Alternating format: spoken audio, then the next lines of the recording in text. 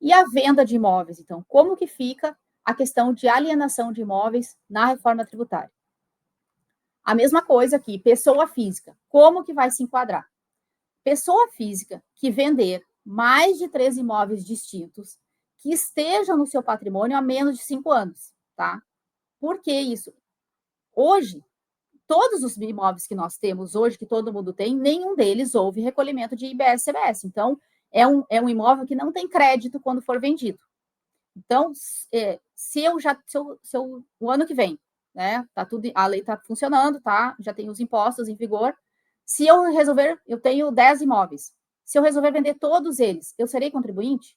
Não, eu não serei, porque são imóveis que já estão há mais de 5 anos no meu patrimônio. Então, eu tenho imóveis há 10 anos no meu patrimônio e vou vender tudo o ano que vem.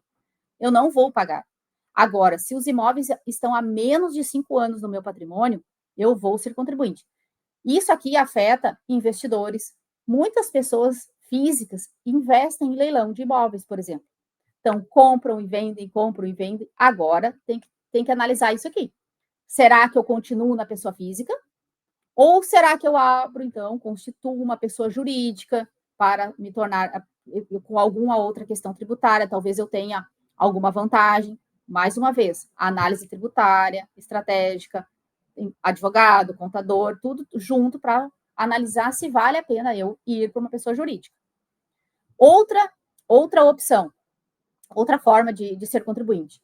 Se eu vender mais de um imóvel construído, então eu construí imóveis e vendi 2 imóveis que eu construí em menos de 5 anos da data da alienação, eu serei contribuinte. A mesma coisa, pessoas físicas aí que constroem e vendem. E a ideia aqui é tributar, entende? É realmente, por isso que a gente entende que, em que pese ter a simplificação do sistema, a reforma veio tributar questões que não eram tributadas, entende? Então, o que a gente ainda não sabe, por exemplo, o que vai o regulamento trazer, é o que são imóveis distintos. Isso vai afetar muito, por exemplo, na alocação, que eu acabei não passando para vocês, mas, por exemplo, se nós temos eu até vou voltar aqui, só para a gente não esquecer, ó, na locação. Locação de mais de 3 imóveis distintos. O que são imóveis distintos numa locação? Isso é importante da gente pensar. Porque, por exemplo, se eu estou alugando um apartamento com vaga de garagem, o aluguel é apartamento com vaga de garagem, mas às vezes o apartamento tem uma matrícula e a vaga tem outra. Então, são imóveis distintos? Ou vai ser considerado o negócio, a locação, um bem único? A gente ainda não sabe. Então, por isso que a gente vai ter que aguardar o regulamento para saber realmente como que vai se enquadrar essa questão dos imóveis distintos. A mesma coisa aqui na venda. Também serão 3 imóveis distintos. E aí, o que serão imóveis distintos? Apartamento com vaga de garagem, a mesma coisa. Você não pode tem regras, né, condominiais, você não pode vender vaga de garagem separada da matrícula do imóvel. E aí tem o imóvel, com apartamento, com 3, 4 vagas de garagem, cada matrícula. Como que o regulamento vai trazer isso? A gente tem que esperar para ver como que isso vai se enquadrar. E aqui na questão da venda, como eu falei, se você ultrapassar este ano, o ano que vem você será contribuinte. E aí ele tem uma exceção, se no próprio ano exceder aos limites, então aí você já será contribuinte também. Então, além de já ser contribuinte o ano que vem, você será contribuinte no próprio ano calendário. Isso vai exigir realmente assim, uma contabilidade e um controle de cada um, do vendedor, do locador, né, da assessoria que ele tem. Então, se você está aí com um corretor de imóveis que te assessora, um contador, então, assim, cada vez mais vai ser necessário isso, porque isso não é mais como a questão do imposto de renda, que é no final do ano que a gente faz o acerto, aqui não vai ser assim. Então, por isso que a gente ainda tem que ver como que isso vai se dar na prática, né, Gleice? Porque a gente não como que no dia a dia vai lidar? A gente está acostumado, né, numa venda de imóveis, recolhe TBI, que vai continuar, tá? Isso há uma discussão ainda, tá? Já tem doutrinadores aí dizendo que vai ficar, como que isso vai ficar do ITBI, estão alegando já inconstitucionalidade, porque vou pagar ITBI, né, o comprador paga o ITBI e o vendedor paga o IBS-CBS. Então, será que não é o mesmo fato gerador? Então, tem essa discussão, a gente ainda não sabe como é que vai ficar, mas hoje é isso, os 2 impostos. Então, a gente está acostumado a pagar o ITBI, fazer o ganho de capital, pagar o ganho de capital, que também vai continuar. E aí, lá no final do ano, lá no imposto de renda do ano seguinte, a gente faz esse acerto na alocação também. Agora, aqui não vai ser assim. Aqui vai ser por cada negócio. A gente vai ter que analisar se não extrapolei agora nesse mês, o mês que vem.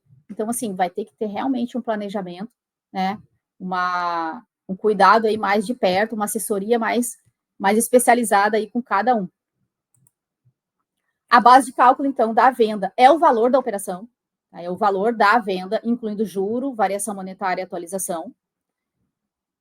Mas a gente tem aqui na venda dois redutores, tá? Nós temos o redutor de ajuste, que não tem na locação, é só na venda, e o redutor social, que é o mesmo que tem na locação, a gente também tem na venda. Quem vai pagar? O vendedor. Então, aqui quem paga é o alienante. E quando que ocorre o fato gerador? No ato da alienação. Então, para nós chegarmos na questão do redutor de ajuste, primeiro eu tenho que falar para vocês do valor de referência. A lei traz que será fixado um valor de referência do imóvel. O que é esse valor de referência? Como que vai funcionar?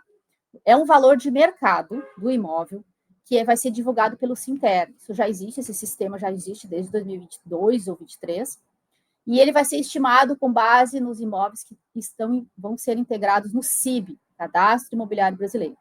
O Cadastro Imobiliário Brasileiro já saiu uma normativa da Receita Federal, os cartórios já têm que começar a informar para em janeiro de 2027 isso já estar funcionando.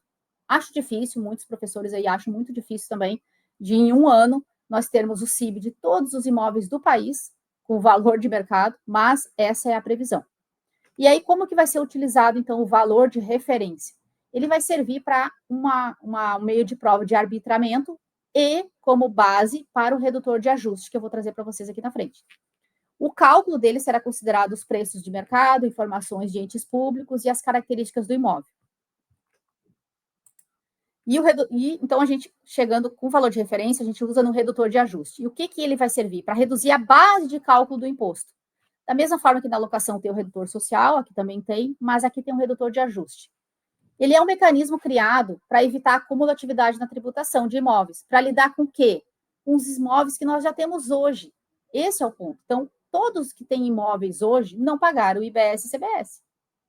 Então, quando eu for vender, eu vou pagar sobre o valor cheio?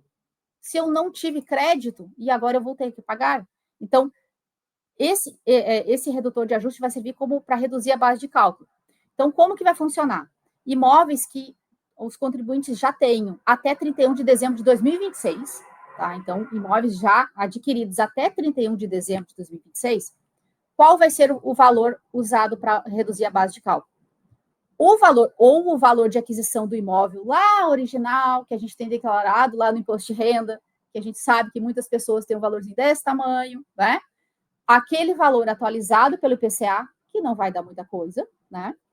Ou o valor de referência. O contribuinte vai decidir. E aí, é importante aqui tratar o que acontece. O CIB, esse cadastro imobiliário, quando ele vai ser criado e vai ser colocado o valor do imóvel. Quem vai colocar isso? O próprio órgão que está criando. Mas a legislação traz o seguinte, que o proprietário vai ter que ser comunicado sobre o valor. Olha, o seu imóvel foi avaliado neste valor. Você concorda? Então, vai ter uma oportunidade, um prazo para o contribuinte se manifestar sobre esse valor de referência. E aí é importante pensar no seguinte, o valor de referência vai ser usado como base de cálculo. Então, qual seria o ideal? Né? Que o valor de referência se aproxime o mais próximo do valor de mercado. Por quê? Como que vai funcionar na prática?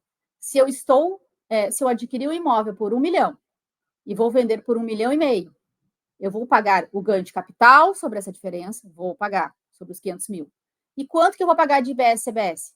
Eu vou pagar o IBS e CBS sobre a diferença, a mesma coisa. Então, eu não vou pagar IBS e CBS sobre 1,5 milhão. Eu vou pagar sobre a diferença do valor de venda e o valor de referência. Então, é importante que a gente pense nisso quando isso já estiver funcionando, quando você receber a informação de que o seu imóvel foi avaliado em tanto, analise. Muitas pessoas estão preocupadas no seguinte, mas quem sabe eu deixo um valor bem baixo, porque isso pode impactar no ITBI depois também. A lei não fala que esse valor de referência será utilizado para ITBI, porque o ITBI é uma regra própria, ela não está sendo afetada pela reforma. Mas é claro que talvez isso no futuro, né? Pode ser que futuramente isso tudo seja integrado e tudo seja usado. Talvez o valor de referência será usado para tudo. Mas a gente tem que pensar, né? Porque assim, o ITBI é 2%, ok, 1%, 3%, depende do lugar, né? Mas a gente tem que pensar na questão da IBS-CBS, que é uma alíquota maior. Então, assim, vai ter que ser cálculo. Será que é mais vantajoso eu pagar mais IBS ou menos CBS? Não sei, entende? A gente vai ter que analisar cada caso. Porque pode ser que eu tenha crédito, que eu possa me compensar e a minha alíquota vai reduzir ainda mais, o meu valor do imposto vai reduzir ainda mais. Então, a gente não pode dizer que qual o ideal sem geral. A gente tem que analisar caso a caso. Então, a gente vai...